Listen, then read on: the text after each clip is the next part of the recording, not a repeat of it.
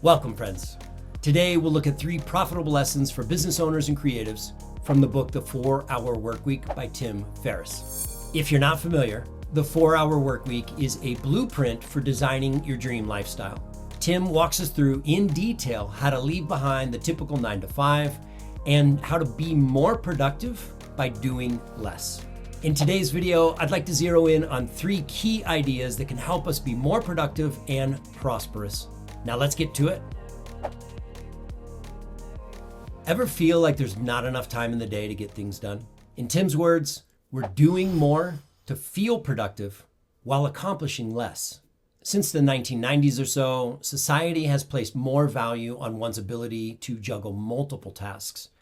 Yet study after study proves that multitasking leads to decreased productivity and more errors. Our attention is being divided into a million different directions, which means more interruptions and mediocre productivity. The solution? Stop multitasking. Do one thing at a time. Now, some people call this single tasking. I like to call it being intentional with my time and focus. When we do one task at a time, we produce better results and we get things done much faster. As Tim points out, have 2 primary tasks per day. Do them separately from start to finish without any distractions. Now, I resisted this for a couple of weeks thinking there's no way I'm going to be able to get everything done. But when a colleague mentioned her success with single tasking, I thought, why not? I was stunned at how much more productive I was and how relaxed I felt. Talk about being more productive by doing less. Tim introduces us to Pareto's law, commonly known as the 80-20 rule. It basically states that 80% of our results come from 20% of our effort. To explain it another way, 80% of a company's profits come from 20% of its products or services. Tim goes on to say, I began a dissection of my business and personal life through the filter of 2 questions. 1, which 20% of sources are causing 80% of my problems? And 2, which 20% of sources are resulting in 80% of my desired outcomes and happiness? I immediately saw the potential in these 2 questions and began applying them to my business and personal life. At the time, I was feeling pretty low, so I decided to ask what habits are contributing to my unhappiness. I made a list and quickly realized that every single time I drank alcohol, I felt like shit. My brain was foggy, I was low energy, and even a bit depressed. I didn't drink much, definitely less than 20%, but it was causing 80 to 90% of my problems. So I quit. As for the business, I used to offer 5 different services, but when I realized that 90% of my income was coming from just 3 services, I focused on those and I got rid of the rest. Now it's your turn. What products or services are producing 80 to 90% of your income? Maybe it's even 70%. Focus on those. Then turn that question towards your clients.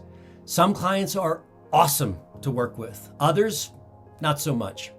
So figure out which type of client is causing you the most amount of stress and then fire them. Then do the same for your personal life.